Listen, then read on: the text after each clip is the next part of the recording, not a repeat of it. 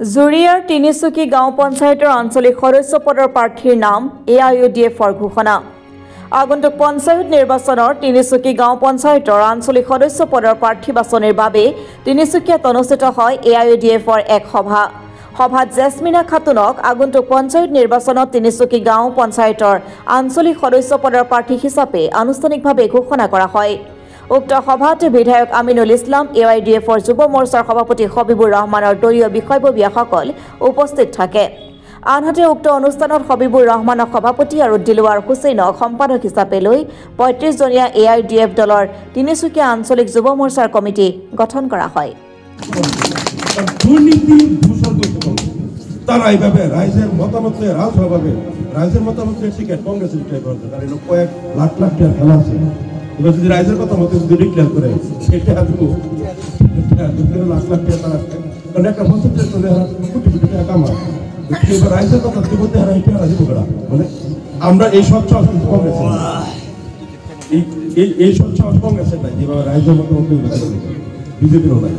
কিন্তু আমরা এটাই করার চাইছি, কারণ রাইজে বাচ্চা দিব, রাইজের প্রতিনিধি রাইজে ভোট দিব, তারা বাচ্চা দিব, কারে তারা বানাবা, কারে তারা ভোট দিব। আর এইভাবে আমরা যদি ব্যক্তি পঞ্চায়েত প্রজেক্ট করি, ইনশাল্লাহ আমরা আশা করি বগুড়ি আঞ্চলিক পঞ্চায়েত মেজরিটি কাউন্সিলর আমরা ইনশাল্লাহ বক্সে বানাবো। সমষ্টির বগুড়ি ব্লকৰ অন্তৰ্গত তিনিচুকীয়া গাঁও পঞ্চায়তৰ আমাৰ কেইবাগৰাকীও প্ৰাৰ্থী আছিল। আঞ্চলিক পঞ্চায়ত সদস্যৰ কাৰণে AIUDF দলৰ পৰা কেইবাজনো প্ৰাৰ্থিত্ব বিচাৰিছিল। কিন্তু আমি AIUDF দলে আমি এটা নীতি গ্ৰহণ কৰিছোঁ যে যিসকলে প্ৰাৰ্থিত্বৰ কাৰণে দাবী কৰে তেওঁলোকক আমাৰ দলে সিলেকশ্যন কৰাতকৈ দলৰ কমিটিয়ে সিলেকশ্যন কৰাতকৈ সেই পঞ্চায়তত আমি পঞ্চায়তৰ ৰাইজক মাতি লৈ তেওঁলোকৰ মতামত লৈ ৰাইজে যাক ভাল পায়, ৰাইজে খোলাখুলিকৈ যাক সমৰ্থন কৰে আমি তেওঁলোকৰ প্ৰাৰ্থী নিৰ্বাচন কৰোঁ। কালিও আমি চুতীয়ান গাঁও পঞ্চায়তৰ প্ৰাৰ্থী এনেকৈ বাছনি কৰিলোঁ। আজি তিনিচুকীয়া গাঁও পঞ্চায়তত আমি মিটিং কৰিলোঁ আৰু ইয়াতে কেইবাশ অনুকূল উপস্থিতিত ৰাইজক আমি খোলাখুলি সুধিছোঁ যে তিনিচুকীয়া গাঁও পঞ্চায়তৰ পৰা বগুড়ি আঞ্চলিক পঞ্চায়তৰ সদস্য হিচাপে আমাৰ দলে কাক প্ৰাৰ্থী কৰিলে আপোনালোকে ভাল পাব। তেতিয়া ৰাইজে সৰ্বসন্মতিক্ৰমে হাফিজা খাতুন চুতীয়ানৰ আমাৰ হাফিজা খাতুন স্বামী হবিবুৰ ৰহমান তেওঁক সমৰ্থন কৰিছে আৰু সকলো ৰাইজে সৰ্বসন্মতভাৱে এই প্ৰাৰ্থীগৰাকীক চিলেক্ট কৰাৰ কাৰণে আমাৰ দলেও আজি আমি ঘোষণা কৰিছোঁ যে অহা পঞ্চায়ত নিৰ্বাচনত তিনিচুকীয়া পঞ্চায়তৰ পৰা AIUDF দলৰ আঞ্চলিক পঞ্চায়ত সদস্য পদৰ প্ৰাৰ্থী হিচাপে হাফিজা খাতুনে প্ৰতিদ্বন্দ্বিতা কৰিব।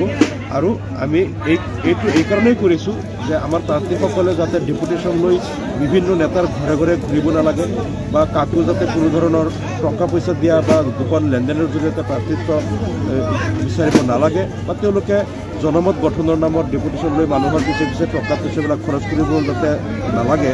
কাৰণ যিসকলে টিকেটৰ দৌৰত লাখ লাখ টকা খৰচ কৰি দিয়ে, তাৰপিছত নিৰ্বাচনতো আৰু খৰচ হয়, পিছত তেওঁলোকে নিজৰ এই টকা উঠোৱাৰ কাৰণে বহু সময়ত দুৰ্নীতিত নিমজ্জিত হয়। গতিকে আমি স্বচ্ছভাৱে আমাৰ প্ৰাৰ্থী বাছনি কৰিছোঁ, যাতে ৰাইজে যাক ভাল পায় আমি খোলাখুলি ৰাইজৰ আগত আমি দিছোঁ, যাতে প্ৰাৰ্থীসকলে 1 টকাও যাতে তেওঁলোকে প্ৰাৰ্থিত্বৰ নামত যাতে খৰচ কৰিব নালাগে আৰু যাতে যোগ্য প্ৰাৰ্থী, ৰাইজে ভাল পোৱা প্ৰাৰ্থী যাতে আমি দিব পাৰোঁ আৰু যাতে যোগ্য শুদ্ধ নিকা ভাৱমূৰ্তি প্ৰাৰ্থী তেওঁলোকে যাতে জিকি পেলাই ৰাইজৰ ভাল কাম কৰিব পাৰে, পঞ্চায়তৰ উন্নয়ন কৰিব পাৰে, সেইকাৰণে আমি পদক্ষেপ লৈছোঁ আৰু ৰাইজে আমাৰ এই পদক্ষেপটো ভাল পাইছে।